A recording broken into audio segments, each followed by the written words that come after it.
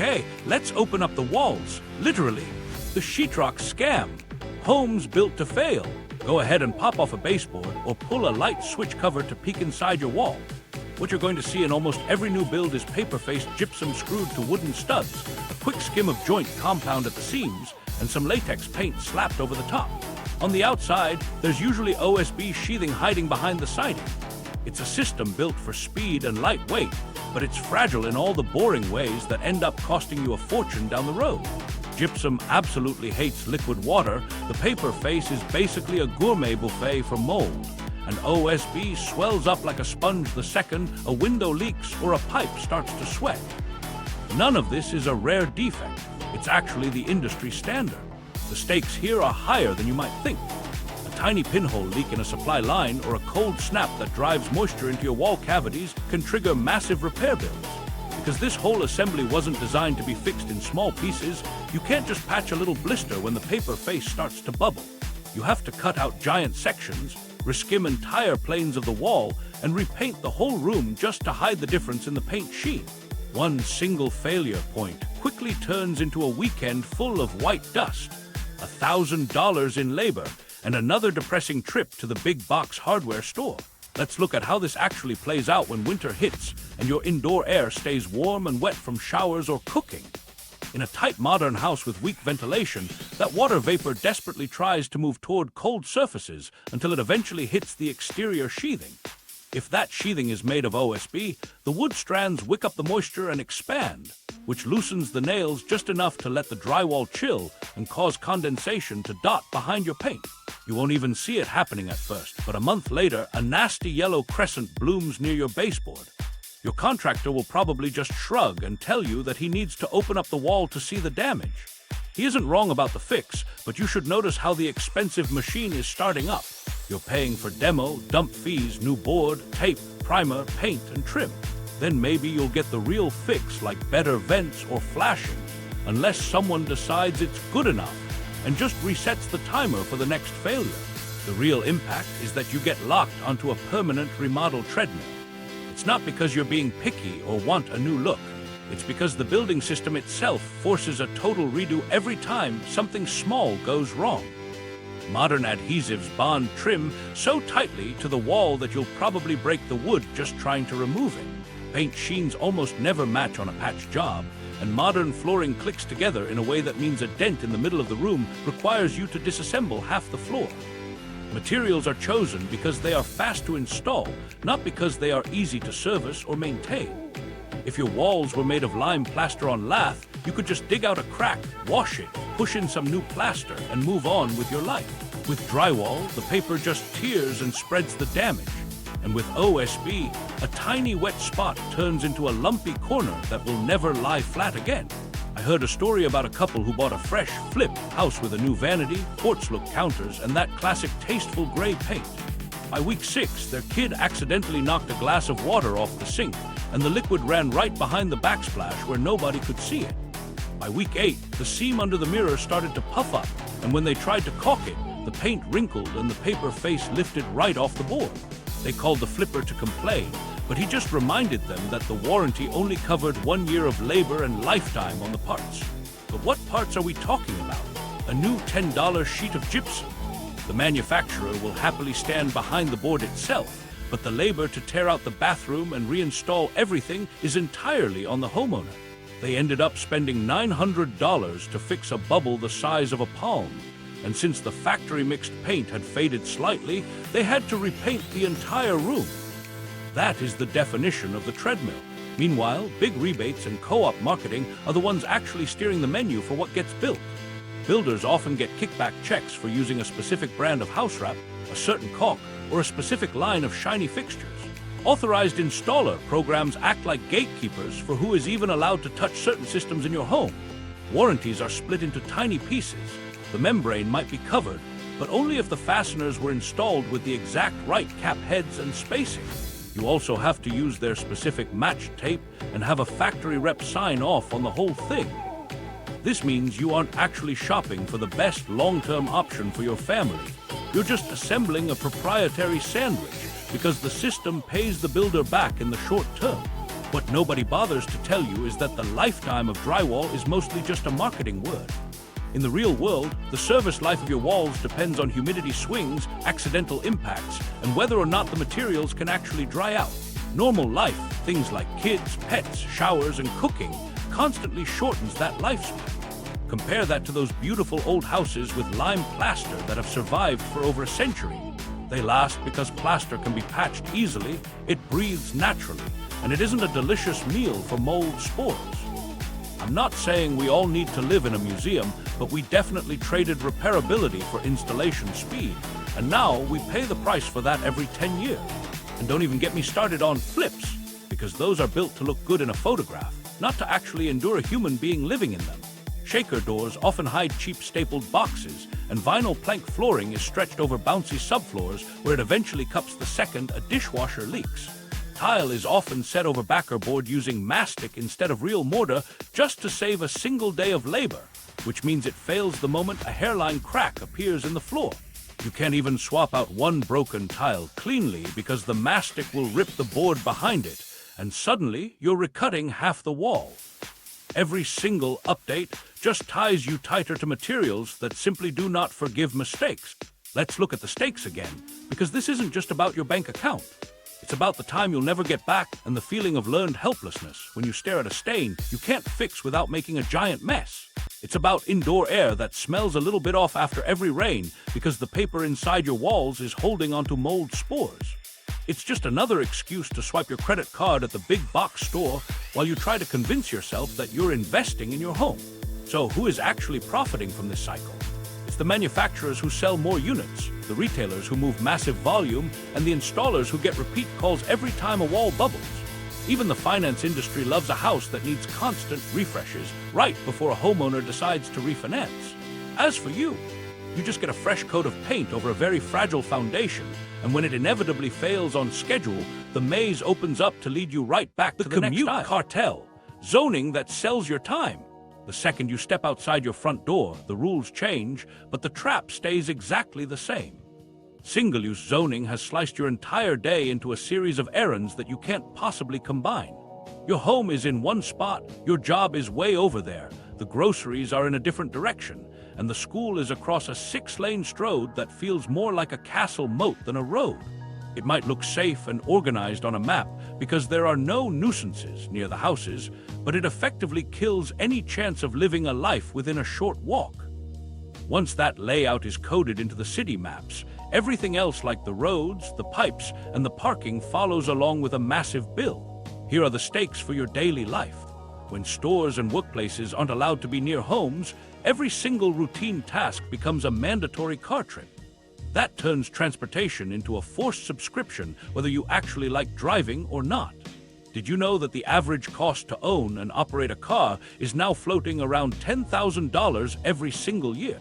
When you add up fuel, insurance, tires, registration, and depreciation, plus the interest if you finance the thing, the numbers are staggering.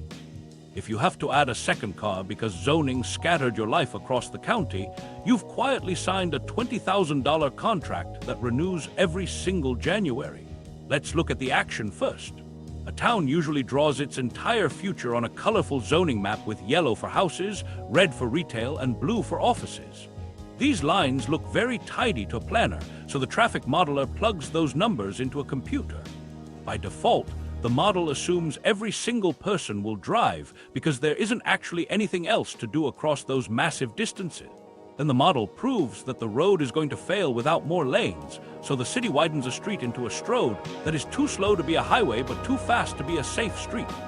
Now the area is totally hostile to walking, so even the tiny short trips flip into car trips, which adds more cars to the count and justifies even more lanes next time.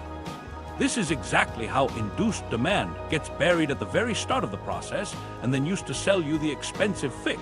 Meanwhile, cul-de-sacs start sprouting up like mushrooms in every new development. They might feel quiet and private, but they actually dump every single car onto just a few big collector roads. This is why every school drop-off piles into the exact same bottlenecks every morning. The distance, as the crow flies, might only be 3 blocks, but the legal driving path is 1.5 miles around a maze of fences and berms. Because those collector roads get lined with driveways and turning cars, the highway engineers start asking for turn lanes, medians, and the removal of crosswalks to improve flow. But you have to ask yourself, what exactly are they flowing? Usually, it's just your precious hours. Developers are just following the incentives they've been given. Greenfield sprawl makes financial sense because raw land is cheap, the building codes are familiar, and parking minimums are easy to meet in the middle of a cornfield. Trying to build an infill project with mixed-use shops and apartments is a total knife fight involving variances, angry neighbors, and banks that hate financing anything mixed. Pro formas almost always pick the path of least resistance. They build giant boxes surrounded by moats of asphalt because the rules demand it and the lenders reward it, while cities hungry for permit fees just wave the whole thing through. Municipal finance is where the situation really twists the knife. Parking minimums force developers to overspend on concrete spaces that sit empty for most of the year.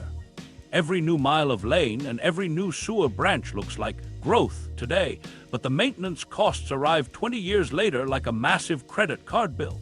This is that growth Ponzi pattern where cities extend further out to get quick cash up front, but they inherit long-term costs that the taxes from low-value sprawl can never actually cover. The per-acre tax revenue of a small mixed-use block absolutely beats a big-box store with an ocean of parking, but city budgets rarely compare the two that way. Instead, cities choose the project that looks big and impressive, rather than the one that actually pays for itself. From where you're sitting, the Commute cartel shows up as constant daily friction. You spend your life driving on stroads that invite you to go 45 miles per hour, but post a limit of 35. You have to slam on your brakes at every single driveway, and you spend your afternoons inching through double-left turn lanes. You might have to cross 12 feet of painted nothing just to reach a bus stop that doesn't even have a bench. The bus is probably only running once an hour because the land use doesn't support enough riders to make it frequent. Since the routes are long and indirect, you decide to drive just this once. And eventually, that just this once becomes your entire life. Inside the world of local politics, industry money keeps these maps locked tight. Auto and oil trade groups frequently fund traffic safety campaigns that somehow always end up arguing for more highway lanes. State departments of transportation cling to volume targets that were baked into manuals decades ago. Local chambers of commerce mostly hear from big-box retailers who need giant lots and easy truck turns, rather than the corner grocer who doesn't even exist because zoning banned him. Whenever someone proposes allowing apartments over shops or a small corner store, the fear-mongering mailers show up in your mailbox. They talk about parking doom and show crime graphs out of context, usually featuring a photo of a high-rise that is nowhere near your actual block. I remember a story about a school nurse in a suburb who tried to walk her kid to daycare and then catch the bus to work. It was only 8 minutes away as the crow flies, but it took 28 minutes in real life because there was no legal way to cross the strode without walking to a light half a mile away. She tried it exactly once before a pickup truck honked at her while she was edging along a painted stripe with a stroller. She bought a second car a month later, which cost her another 10 grand a year plus 3,000 in interest because rates had jumped. The daycare is still only 2 blocks away from her house, but she'll never walk there again. The impact of this time tax eventually rolls right into your physical health. You're doing more sitting, feeling more stress from near misses in parking lots, and burning more money on things you don't even enjoy. For the cities, the maintenance cliff is getting closer every day as the pipes under those stroads fail and the asphalt needs expensive milling. Police have to write more tickets just to manage the speeding that was literally designed into the road's width. Transit stays stagnant because it can't win trips against such a dispersed lifestyle. For the developers and the lenders, sprawl stays the safe bet because it's a standard product with standard comps and easy exits. You might be surprised to learn that the escape from this isn't some kind of magic trick. When city codes finally allow for missing middle housing and small commercial shops on the corners, those short trips start to come back. When a city decides to trim its parking minimums, the cost to build anything drops and a walkable form can finally return to the neighborhood. When stroads are converted back into actual streets with narrowed lanes, frequent crossings, and shade trees, crashes and injuries fall while retail sales usually go up. The cartel doesn't just vanish overnight, but its math starts to wobble the second you stop feeding it with forced miles. The retail maze, friction that prints money. Next time you walk into a big box store, pay close attention to where your feet want to go. Most people naturally turn right, so retailers pack that power perimeter with the good stuff produce the bakery and the deli. It's all bright colors and amazing smells because, let's be honest, we all buy way more food when we're feeling hungry and surrounded by fresh vibes. If you're looking for the basics like milk and eggs, you'll find them buried in the far back corner. This forces you to take a full lap past the aisles where the real money is made, the end caps. Those displays at the end of the aisles aren't just for decoration. They are high-priced real estate that vendors bid on because they know we'll grab whatever is right in front of us. This isn't just a quirk of your local shop, as major chains roll out this exact same maze across thousands of locations to boost the size of every single basket. Your time and your attention are the actual currency here, and choice overload is the weapon they use to wear you down. When you're staring at 60 different cereal boxes and 400 snack options, your brain gets tired, and that's when your default risk goes through the roof. You end up reaching for the brand you saw on the end cap or grabbing the 2 for $7 deal even if you only came in for $1. Every one of these tiny nudges adds a few dollars to your bill, and when you spread that across millions of shoppers, this friction basically mints money. The manipulation starts the second you grab a cart with those annoying, wobbly front wheels. Believe it or not, that's often on purpose because a slower, clunkier cart keeps you in the aisles for a longer period of time.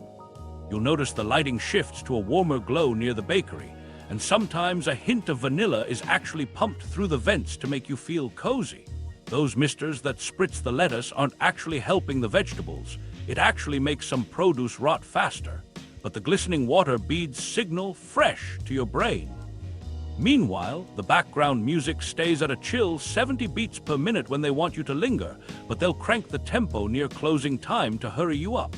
What you don't see is the planogram, which is a hyper-detailed map of exactly where every single item sits on the shelf. These maps are basically legal contracts that dictate shelf positions, heights, and even how many hooks are used for gum and chargers at the checkout line. Everything is dialed in to move the highest margin products, which is why kids' eye level is packed with sugary pouches and cartoon boxes.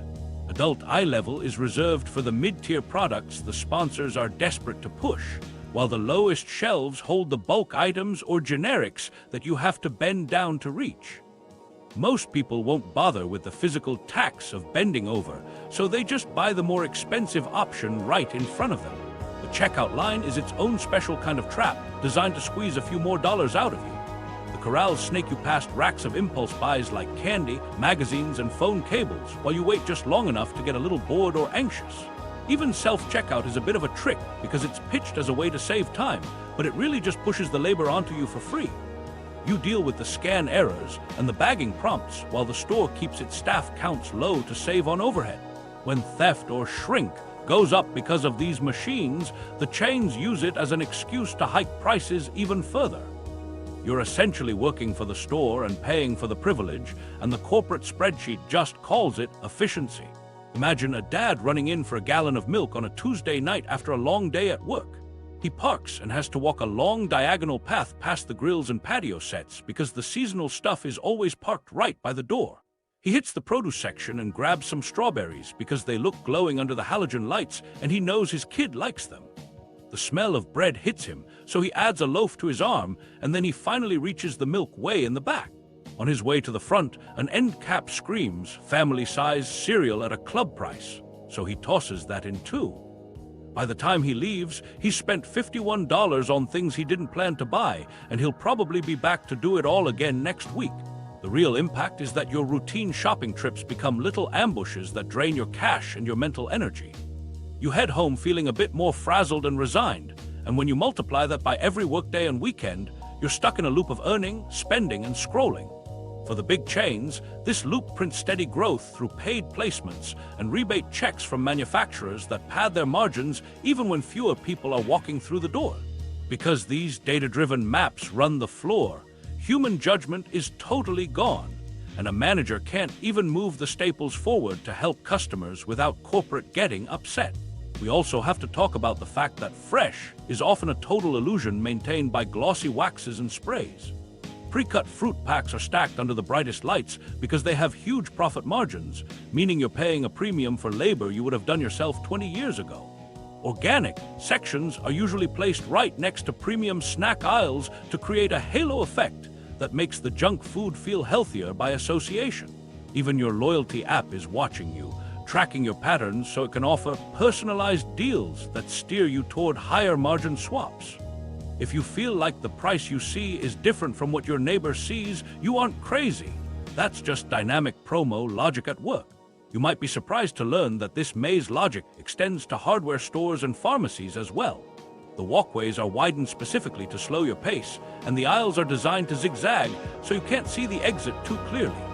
Essential items are often split between different departments to force you to cross more territory and see more products. Even the bathrooms are usually tucked deep in the back near customer service just to pull you through the entire store one more time. When a store finally does a remodel, they're just resetting the sightlines and reselling the end caps, forcing you to relearn the map so you'll wander more and buy things you don't need. So at the end of the day, who's actually profiting from all this friction? It's the big brands that can afford the eye-level rent and the chains that sell the same shelf space twice, once to the supplier and once to you. Data brokers are also making a killing by slicing your shopping basket into digital models they can sell to advertisers. The efficiency pitch keeps rolling along, with robots now scanning the shelves at midnight to find gaps and reorder the items that sell the fastest. You just get a few cents off for buying 3 of something you didn't want, a coupon for a snack you don't need, and the nagging feeling that you're always one errand behind.